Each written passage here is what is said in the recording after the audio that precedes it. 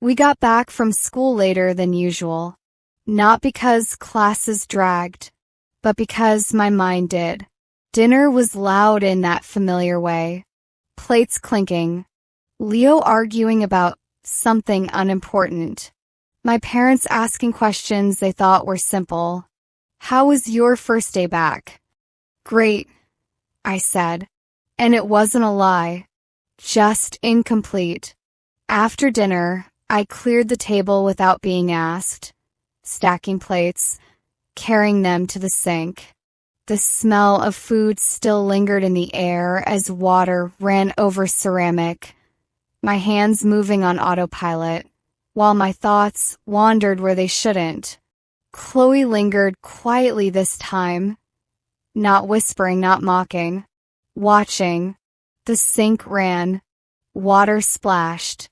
I stared at my reflection in the glass cabinet. Amber is back. I dried my hands and walked into the living room.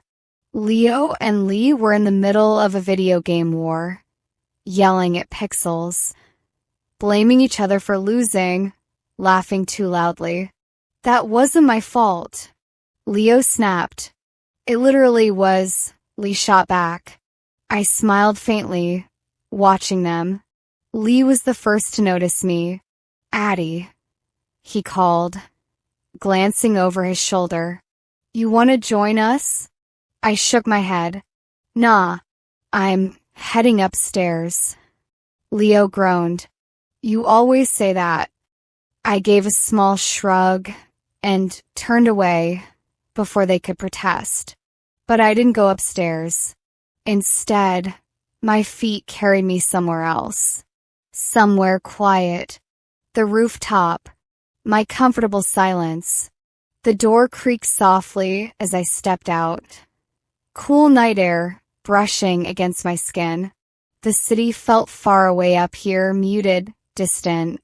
I inhaled deeply, letting the stillness wrap around me. And just like that, the memory slipped in. Flashback. I stood by my bedroom window, staring out into the night. Streetlights glowed faintly below. The world outside slow and half asleep. I didn't even realize how long I'd been standing there until something brushed my side. I jolted with a sharp gasp. Lee laughed softly. Relax, he said, tickling my side again just to be annoying. You're too deep in your head. I pressed a hand to my chest. You scared me. That's because you think too much, he replied, leaning against the wall beside me. It's not good for your mental health, you know. I rolled my eyes. Since when did you become a therapist? He tilted his head, studying me. Since always. You just never noticed. Come with me, he said suddenly. I frowned to where? I asked, instantly suspicious. It's late. Just trust me, he replied. For once. I want to show you something. I hesitated, uneasy curling low in my stomach. But then I exhaled and nodded. Fine. We moved quietly through the hallway. At the staircase, he stepped behind me and suddenly covered my eyes with his palms. I froze. Do you really have to do that? I asked. He chuckled. Yes. No peeking.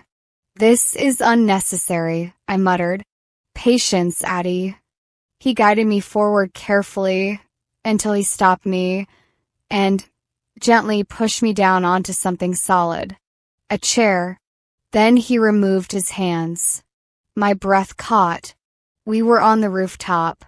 And the view, it was breathtaking.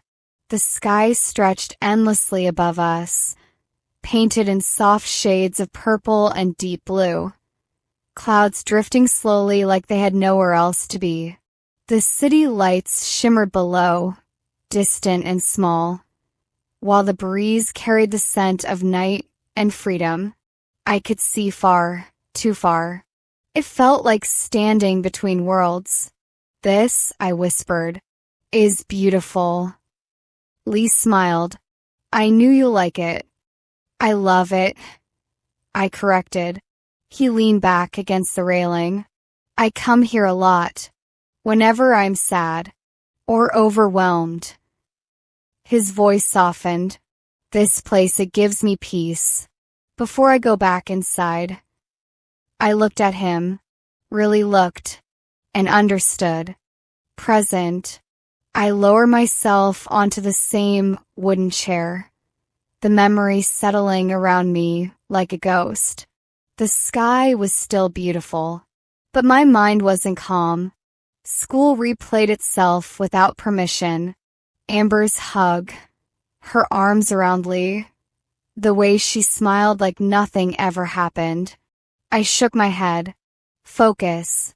But my mind betrayed me again. The lunch hall. Lee walking toward our table. Amber beside him. Their fingers tangled together. My chest tightened. Her voice echoed in my mind. Sweet and smooth. Thank you for visiting me at the hospital, Addie. That was really nice of you. I frowned. I never visited. Not once. She knows what she's doing. Chloe said suddenly. I flinched. What do you think? I whispered back. She remembers everything.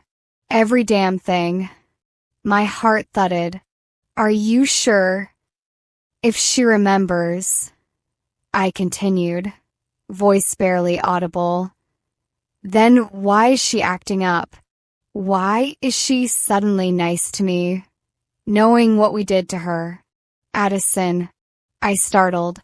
Oh, Lee, I said, clutching my chest. You scared me.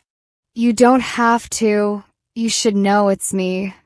No one else comes here except us. He said, sitting beside me. You're Skyping with Chloe, I guess, he asked. I murmured, watching the clouds drift. Suddenly, something brushed my ear. I jumped. Relax. Lee laughed softly at my reaction. It's just an earbud. He slipped one into my ear, placing the other in his own. Music flowed gently between us, slow and calming, wrapping around the quiet night. We sat there shoulder to shoulder, staring up at the sky. You can rest your head on my shoulder if you want, he said casually, like he had just read my mind. And yeah, I just did. My head settled against him, warmth grounding me. And without thinking, without planning, I asked the stupidest question I could possibly ask. Is Amber your girlfriend? Everything went still. To be continued. Don't forget to like, comment, share, and subscribe. Let's find out Lee's answer in the next episode.